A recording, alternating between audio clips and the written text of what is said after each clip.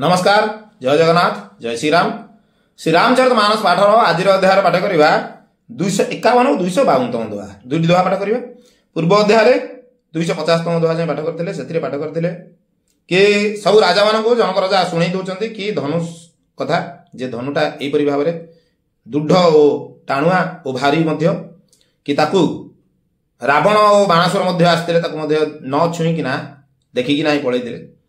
तो ये से भाव में ये धनुटा ता सत्य केते मूर्ख राजा मैंने आसिकिना उठे चेष्टा कर लज्जा होना फेरी जाइए। आगू कौन हो आम पाठ करवा।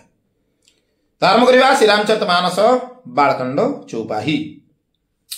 तब 10,000 राजा एक ही बार धनुष को उठाने लगे तो भी वह उनके टाले नहीं टला। तापर से राजा माने जो हार मानिगले एका सांगे 10,000 राजा आसिले उठिया ता सत्वे 10,000 लोक तिले हली पारे नहीं। शिव जी का धनुष वह धनुष कैसे नहीं डिगता था, जैसे कामी पुरुष के वचनों से सती का मन कभी चलायमान नहीं होता। शिवंकर से धनुटी यहीपरि भाव में दृढ़तार सह रही जेपरी भाव में माने सत जेपरी कि कौन सी कामी पुरुष कामना पुरुष सती स्त्री को जदि किछि कामना कथा कहूँ तो जेपरी सती स्त्री माने तांको कथार विचलित नहीं न होती सेहीपरि भाव में से धनु मध्य पूरा दृढ़तार सहित रही। एमाने जेते जहाँ 10,000 लोक एका संगे लगे ता सत्य से तिड़े हेली हलिला ना। सब राजा उपहास के योग्य हो गए, जैसे वैराग्य के बिना सन्यासी उपहास की योग्य हो जाता है। केड़े बड़ कथा सबु राजा माने उपहासर योग्य हो गले। जेपरी भाव में गोटे उदाहरण दिया है कि वैराग्य बिना सन्यासी उपहासर योग्य होता है। सेठी कहुई कि गोटे जड़े सन्यास नेले जो तो देहरे जो वैराग्य न आसला तो से सन्यासी उपहासर पात्र होता है। केते बड़ कथा कहुई कीर्ति विजय बड़ी वीरता इन सबको वे धनुष के हाथों बरबस हार कर चले गए। निजर कीर्ति विजय बड़ वीरता जहाँ सब माने मने मने अनुमान करथिले से सबको से धनु हाथ में छाड़ी देकिना से सेठू पड़े। राजा लोग हुए से हार कर श्रीहीन अर्थात निष्प्रभ हो गई। राजा माने से धनु आगे हारिकिना श्रीहीन होगी सेठू चलले और अपने अपने समाज में जा बैठे। वो निज निज समाज में जाइकिना मुंड नुआई बसी गले। राजा को असफल देखकर जनक कुला उठे और ऐसे वचन बोले जो मानो क्रोध में सने हुए हो। तब राजा माने जो असफल हो गले देखिकिना जनक पूरा रागी जाउछन्ते। रागिकिना विचलित होइकिना उठिले उठिकिना कहउछन्ते रागिकिना कहउछन्ते कौन कहउछन्ते कि मैंने जो प्रण ठाना था उसे सुनकर दीप दीप के अनेकों राजा आए। मु जो प्रण कथा कही से कथा शुणिकिना समस्ते शुणी वो जानी जाना सत्य अनेक अनेक देश राज्य राजा माने सब आसीथिले। देवता और दैत्य भी मनुष्य का शरीर धारण करके आए। देवता और दैत्य माने मनुष्य शरीर धारण करके आसीथिले तथा और भी बहुत से रणधीर वीर है ताकू ता सत्य आउरी भी अनेक रणवीर योद्धा माने आसीथिले। ये कुंवरे मनोहर विजय बड़े कीरति अते कमनीय कीरति अते कमनीय पावनी आहार अभिरंच जनु रचयुन धनु दमनीय सियावर रामचंद्र की जय। 251 दोहा।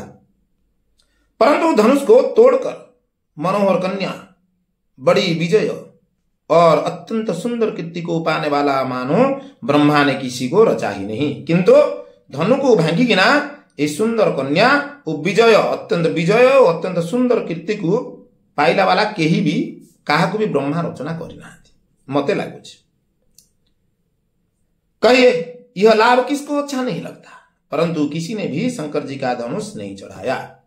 कहतु तो देखी ये जो लाभटे मिलता ताहा काहाकू भल न लगी था, किंतु भगवान शंकर धनुष को कई टिके हेले डोर ताकू चढ़ाई पारे।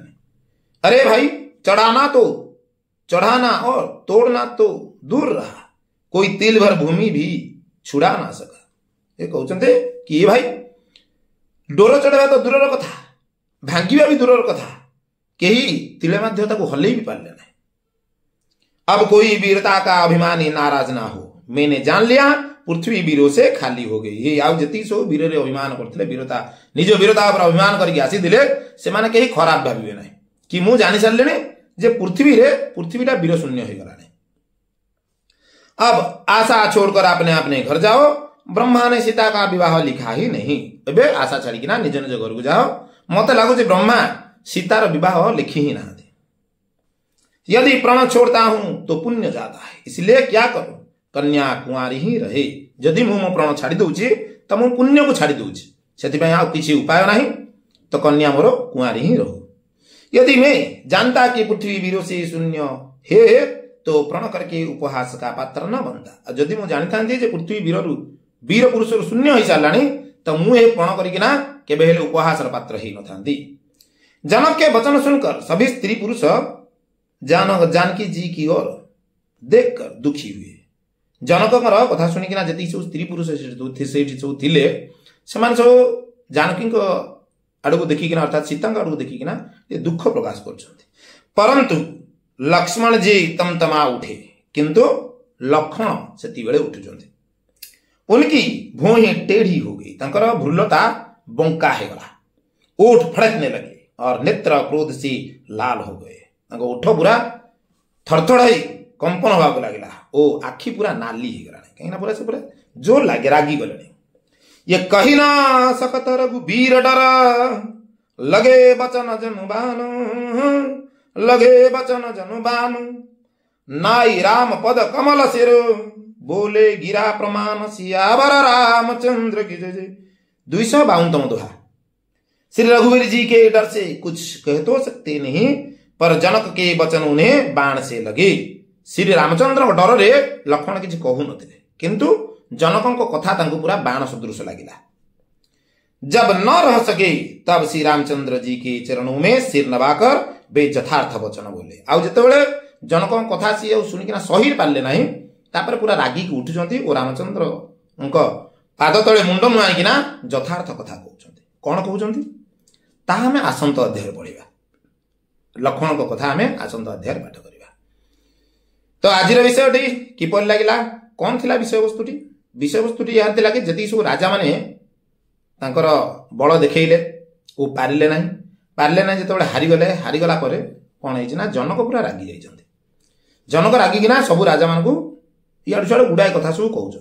कहला पर तांको कथा शुणिकिना लक्ष्मण उठुंट। लक्ष्मण उठिकी कौन कहते से कथा आसंता अध्याय पाठ करवा।